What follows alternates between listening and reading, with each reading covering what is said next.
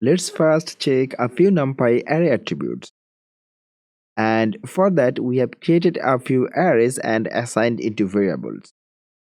Well, using the ndim attributes, we can check the number of dimensions of an array. We can see our array 1 has 1 dimension. Let's check array 2. And we can see array 2 has 2 dimensions. Using the size attribute, we can check the number of elements of an array has. We can see the array 2 has 8 elements. Actually, the size attribute counts the number of elements, and using the shape attribute, we can check how many rows and columns of an array has. We can see the array 2 has 3 rows and 6 columns. Let's check array 4.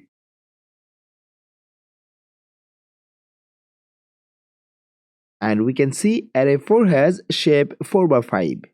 It means it has 4 rows and 5 columns. And using the dtype attribute, we already have checked it. We can check the data type of an array elements. So let's check the data type of array 4 using the dtype attribute. We can see the data type of its element is floating or float64. Well, we have already used a few NumPy functions or method, like here we can see we are using the array method, I method, arrange method, and the normal method of random module of NumPy library. Now let's look at a few more NumPy functions. Let's print the array 4 first.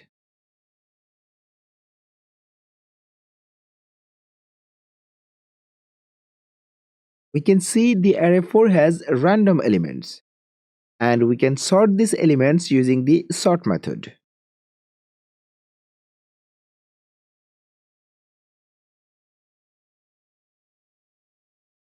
And here we can see our array is sorted. And using the concat method, we can concat multiple arrays together. Let's delete these two and try to concat all 4 arrays together. And we have to pass all the arrays inside square brackets. So array 1, array 2, 3, and array 4. And now let's run the program to test. We can see we are getting an error. It's saying all the input arrays must be same number of dimensions, but we have arrays of different dimensions. Our array 2 has dimension 3 by 6 and array 4 has dimension 4 by 5. Let's change the dimension of array 4 and make it 3 by 6. And try to concatenate array 2 and array 4.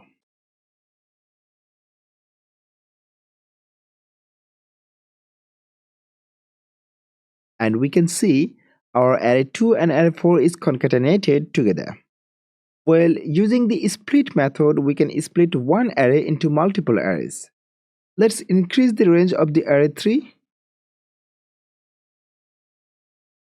and print it first.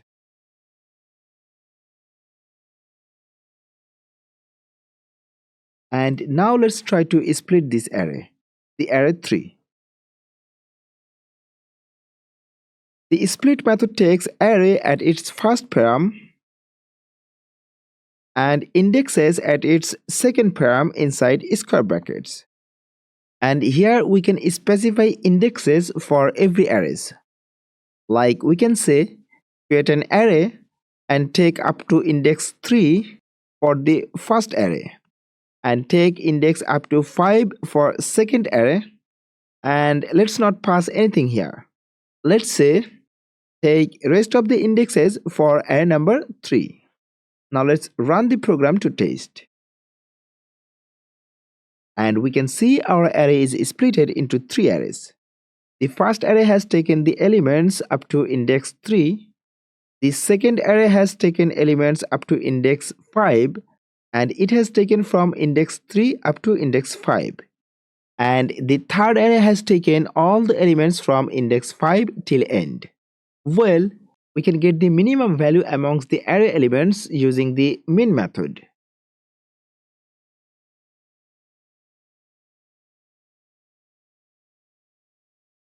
And we can get the index of minimum value using the argmin method.